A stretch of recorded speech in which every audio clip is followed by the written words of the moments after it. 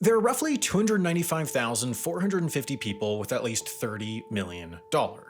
Such individuals, referred to as ultra-high net worth, represent about 0.0037% of the human population, yet they hold about a third, $35 trillion, of the world's wealth. Therefore, it's no wonder why a massive global industry exists fully centered on supporting the nomadic lifestyles of the world's wealthiest 295,000. As with any socioeconomic class, ultra-high net worth individuals are more likely to socialize with other ultra-high net worth individuals, yet intriguingly, the number of people earning and spending similarly to you goes down as your income goes up.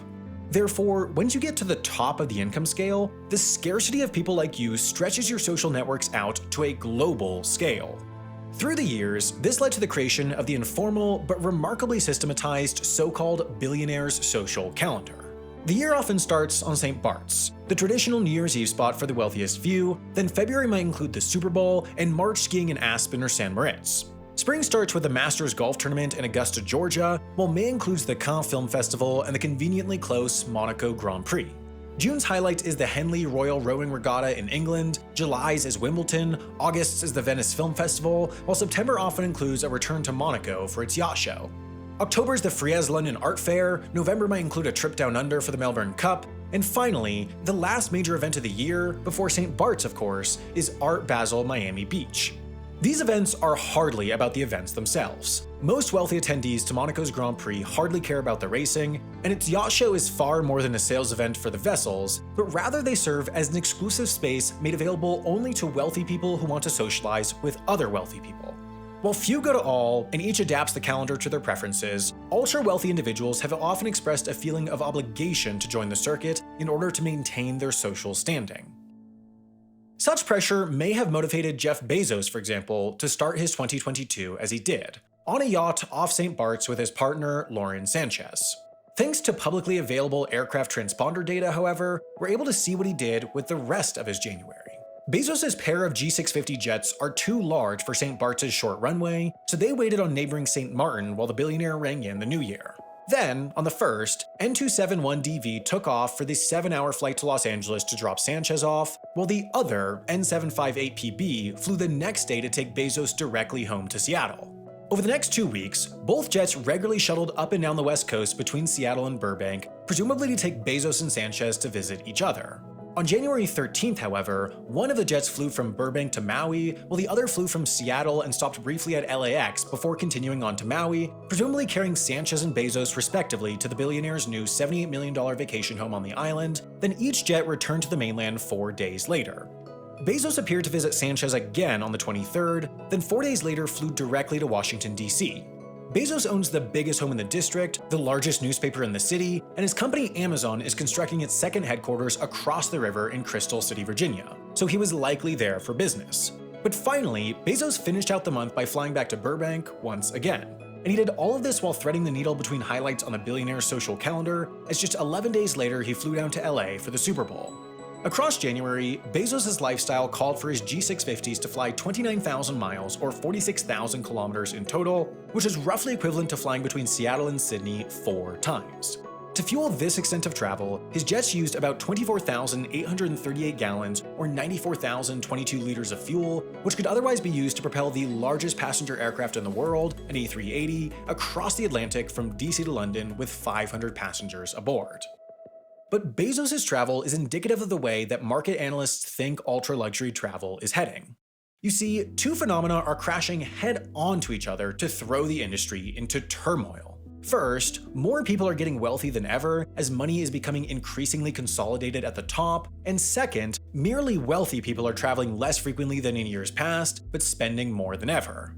Data indicate that prior to COVID, Americans spent an average of $4,871 on a trip to Greece, but now it's all the way up to $6,561. Airline executives have also jubilantly noted that first and business class revenue is remarkably strong despite the continued weakness in the traditionally lucrative business travel segment, mostly thanks to leisure travelers opting to pay the premium for more luxurious travel at a greater rate than ever. In New York City, the ultra-luxury hotel market is said to be booming, with all-time high prices and occupancy rates and new super premium properties opening faster than ever.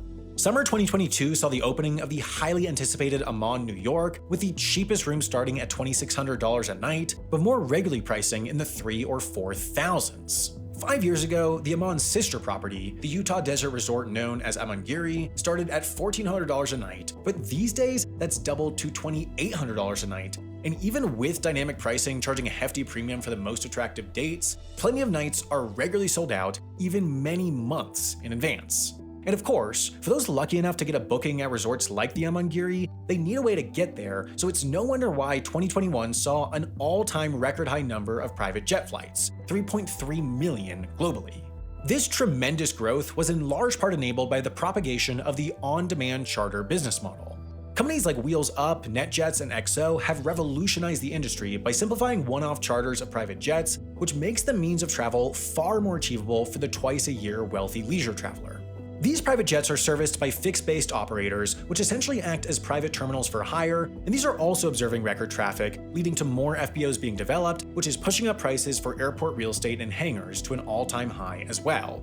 So, as the industry has grown as large as ever, it's simultaneously more expensive than ever and more frustrating than ever to get access to a private jet. Essentially, across the ultra-luxury travel segment, there's a capacity crunch. More people than ever are willing to pay more for a night in a top hotel than most do for a month of rent, or more for a 2-hour private flight than most pay for their cars. The pace of industry growth is outmatched by the growth in demand for the segment. The incredible consequence is that the super wealthy have pushed the ultra wealthy out from their traditional stomping grounds. There simply are not publicly available travel experiences expensive and exclusive enough for the wealthiest of the wealthiest anymore, so they're essentially turning to private everything. Yachts fulfill this need well. They allow the ultra-rich to travel on their own terms, bringing the quality of accommodations they expect to wherever they want to go, largely regardless of outside demand. But where they want to go is still largely dictated by that billionaire's calendar, so each fall, as the temperatures in the Med drop and the final summer events finish up, a maritime migration begins. Some of the super yachts push off the dock with pared-down crews to begin the lengthy transatlantic passage under their own power, and while most yachts are capable of taking on most ocean crossings, it's an expensive, impractical, and dangerous endeavor. That's why these exist: yacht-carrying ships. These ships work year-round connecting the world's yachting hotspots, but in the fall and spring, it's all about the transatlantic migration. So, at the end of the Med season, a deluge of vessels descend on yachting hubs like Genoa, Italy, and Palma de Mallorca, Spain, to load up on one of these vessels, their owners paying up to $100,000 for the convenience. Upon arrival in the Caribbean, their owners can once again access their yachts, providing convenient access to winter events like Art Basel Miami and New Year's on St. Bart's. As with every other segment of the industry, however, the superyacht industry is growing faster than ever, meaning what was previously a refuge from the constraints of land is finding itself increasingly stuck out at sea. Take, for instance, a berth at the Yacht Club de Monaco. First and foremost, it'll cost you. During the summer season, a night will cost the shortest vessels $275, but if you'd like to dock the same boat during the Monaco Grand Prix, the price skyrockets to over $16,500 a night. To get one of the few spots that can fit the largest 60 or 70 meter vessels, it'll cost $73,000 a night. But even then, the clubhouse building blocks the view of the track, so to actually see the race, this fee includes access for two to the building itself. But cost is hardly the issue here. Rather, it's club membership, which requires that you were first sponsored by a member, then approved by the admissions committee. Once in, to secure a spot during the Med season, berth reservations have to be booked months in advance. But for the only event that parallels the Grand Prix in exclusivity, the yacht show, just getting a berth is only half the battle.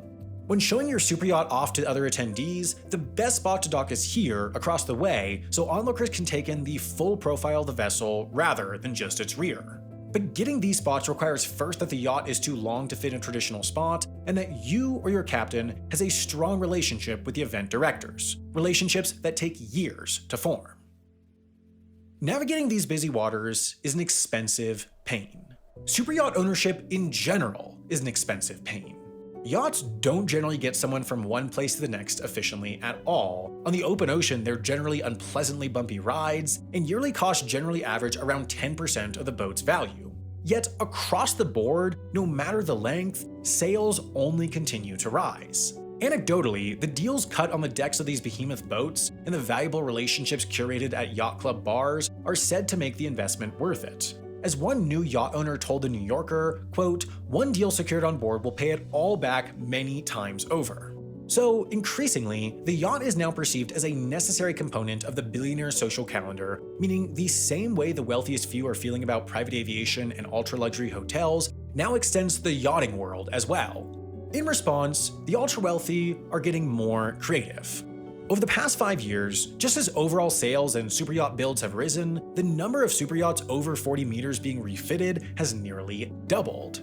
More often than not, refitting means a visit to a boatyard for minor alterations. Sometimes, though, these refits are major, which reflects a growing trend: the rise of the expedition yacht. With traditional waters busier than ever and the experiential economy as big as ever, billionaires are rebuilding and buying superyachts capable of taking on more adventurous trips, be it sojourns into the Arctic or lengthy remote prowls across the Pacific.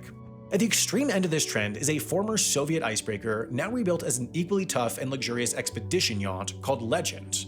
On the other, experiential yachting firms have popped up that create World War II battle simulations in the Pacific for bored kids, or set up temporary restaurants on sandbars in the middle of the Maldives. The trend towards exploration and expedition isn't just a superyacht thing either. At the same time that increasingly numerous millionaires are pushing the ultra-wealthy away from their old stops, the interest in and social value of unique experiences is pulling billionaires to services offering one-of-a-kind adventures, from up-close gorilla safaris in Rwanda to luxurious overland treks to the South Pole. These Luxpeditions, as they're called, are individually curated by companies like Brown & Hudson to push their guests through Bear Grylls-like experiences in frigid winter conditions before they escape to tents with heated floors and Michelin star-worthy food waiting on them. Their goal is that the trip, in their words, is seared into the participant's memory. And if the extreme outdoors isn't of interest, Brown & Hudson offer the opportunity to travel like James Bond, to live a few days like someone else entirely, or go off on a globe-trotting grand tour.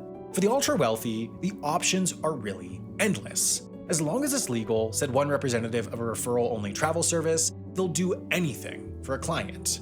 Bespoke traveling for the billionaire class is booming, and as long as the traveler gets a good story out of the experience, or the ability to brag about visiting the Salar Uyundi Desert in Bolivia, or the most rural reaches of Sudan before any of their friends, they'll keep paying well into the hundreds of thousands for it.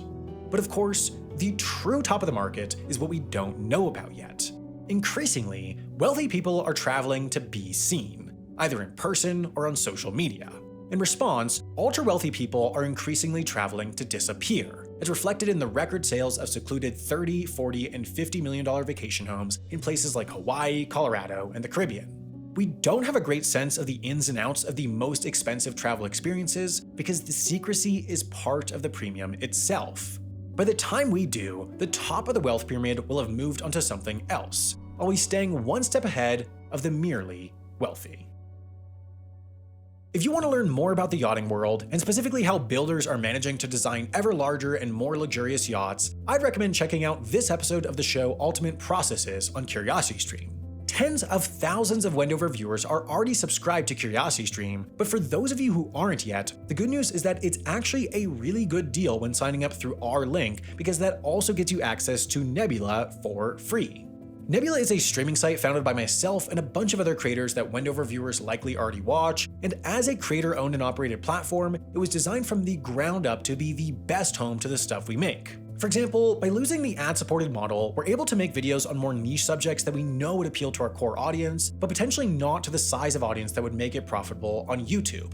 We're also able to make higher budget stuff called Nebula Originals. We at Wendover have made all these, each of which is some of our best stuff. You'd probably be blown away by the price if it was just for that, but it's not, because the cheapest way to get access to Nebula, as I mentioned, is through CuriosityStream. When you all go to curiositystream.com/Wendover and sign up for any of their subscriptions, they'll throw in a Nebula subscription completely for free. That means you get access to all of the exclusive stuff we've made at Wendover, Half as Interesting and Jet Lag the Game, plus all the exclusive stuff the 150 other Nebula creators have made, plus the entire massive top-quality CuriosityStream catalog of nonfiction shows and documentaries. To get all of this for a year, all you have to do basically is not eat one cheeseburger, or at least one overpriced cheeseburger. That's because when you head to curiositystream.com/Wendover, the annual subscription to CuriosityStream is just $14.79 a year right now. And again, that includes a free subscription to Nebula, which helps support us and loads of other independent creators. So click the button on screen or head over to curiositystream.com/Wendover, and thanks in advance for your support.